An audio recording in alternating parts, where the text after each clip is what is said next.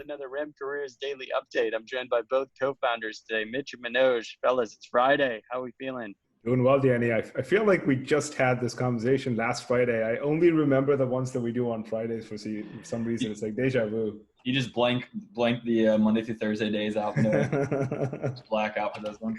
It's been filming galore for us. It's been a lot of filming. A lot of content coming out. We're excited about it too. We're going to have a big push over the next couple of weeks. But today we want to dive into another email review, another email that didn't really catch our attention all that well, but we want to share why it didn't, and then walk the audience through what they can do to ensure that emails get sent through ultimately hit the mark. So let's talk about this. This email is actually one that I got last year. I'll read it out loud and I will let everybody discuss. So it goes something like this. It goes, the subject line was checking in. Hello, Danny. I hope this message finds you well. In regards to my prior email, I would love to start a conversation about CS and learn more about your current CS project. Do you have time to speak this week or next week? No, sincerely, and then just sales and marketing associate. Now, we're not going to put this person on blast, but I will add context here. There was no previous email. This was the first email in the series.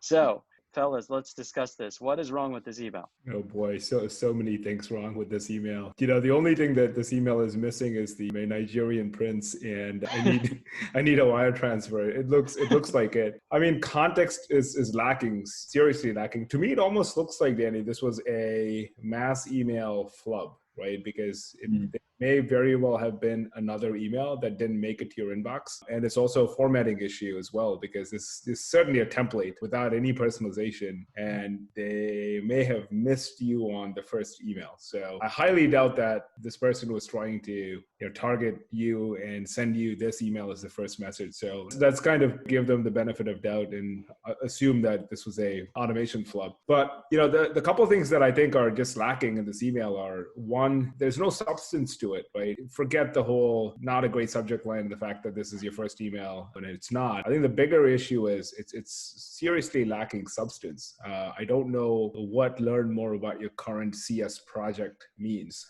Customer success typically is not a project at a company. There's a full-time department and they have multiple initiatives at any given point. It just seems like I know nothing about you. You may have a CS project and I need you to tell me about it, right? It doesn't make you want to respond to this email. You know nothing about them or what they do. It's lacking substance. That's essentially what I'm trying to say. Mitch, how do you think you can add substance to this email? You just throw it out and start writing a new one from scratch.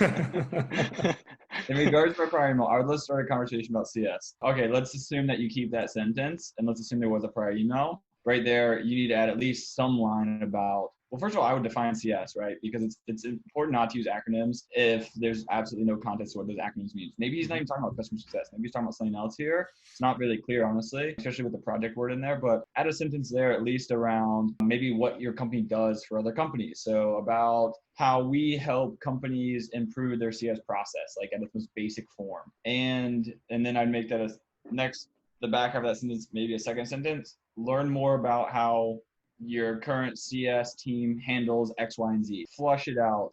Even if he added that, it would have been an improvement. Manoj, I think you nailed it with the formatting error. This was automated. I didn't even catch the "do you have time" with the first time I read this. I thought that was part of his signature line. Like that just blended into me. It's important to know that when you're using like Outreach or SalesLoft, any email automation tool, make sure you check the spacing before you hit send. That can be a little tricky, but you want to add the spacing into your template as if you were actually sending a real email. So he needs at least one or two spaces in there, and I would definitely put proper ending onto this email. Those are the obvious ones. Hey, Danny, I'd like to kind of pick your brain on this one. It's that first sentence. I read a couple of posts on LinkedIn, and one school of thought is that first greeting doesn't do very much. I hope this email finds you well, or how was life? What are your thoughts on it? Should you have a hello, Danny greeting and then another greeting, or do you think you'd get a better response rate these days if you just type like you might send an email to a coworker, right? Because when I write you an email, I don't think I say, hi, Danny. I just start with whatever I have to say. Yeah. What are your thoughts? Does that work? Good question. So I've seen it actually work both ways. I would say of the things that are wrong with this email, I wouldn't pick that one out. However, when I think about email writing, I would test it and let the data speak to me and go that route. The first thing I will mention is I had a former coworker at Groupon who wrote these types of emails, and he would start every email with, "Hi, first name, how are you?" question mark. And he had phenomenal open rates. And maybe it was his personality, and maybe it was his style of selling, but it would work so well. So I can't knock it so much. I don't typically do this. What I optimize for is what's shown on the mobile email client. And what's shown on the mobile email client is the subject line and like the first few words of an email. So when I'm optimizing, I want that to really stand out, because that's what they're going to see. That's what folks like you, like me, are going to see when we're looking at our email, is that first few lines. So that really does have to pop. I hope this message finds you well. I think it's a throwaway a little bit to answer your question directly, but I've seen it work, so I can't dismiss it entirely. I think it's hard for me to not start an email with some sort of nicety at the beginning. Maybe it's just like my southern roots coming out from North Carolina, but sometimes emails read a little cold when you write it and you launch right into the value prop. I don't love "hope this finds you well," but I've myself have used stuff like, "Hey, reaching out because of X, Y, and Z," just to give them some upfront context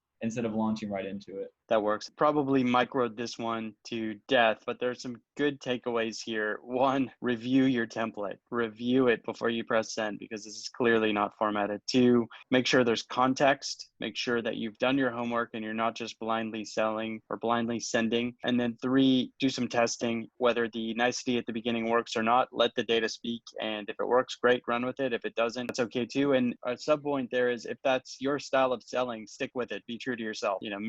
Mitch has had some success there. I've seen folks have success there as well. And then the last thing is, make sure that you're directionally correct with your offering. We didn't exactly talk about it through the email, but this email went to me at my Keep Scaling address. It's a startup sales consulting business. Obviously, I don't focus on CS, whether that's customer success, customer service, or client services. I don't know, but not my business there. So all of these emails should be personalized and done correctly before pressing send. Well, I mean, the last thing is we've covered this in another email review. And the last thing is the whole calendaring thing. I mean, don't ask for time, just either suggest some times or put a link to your calendar. So that's just the last thing. But otherwise, I think we've put this one through the ringer, and we hope that the sales rep, I'm sure, has learned and blossomed into a much better version of themselves. Can't wait to a good email next time. I've seen a couple of really good ones come in, and we should review an email that was solid. So let's make next Friday end on a more positive note, so we can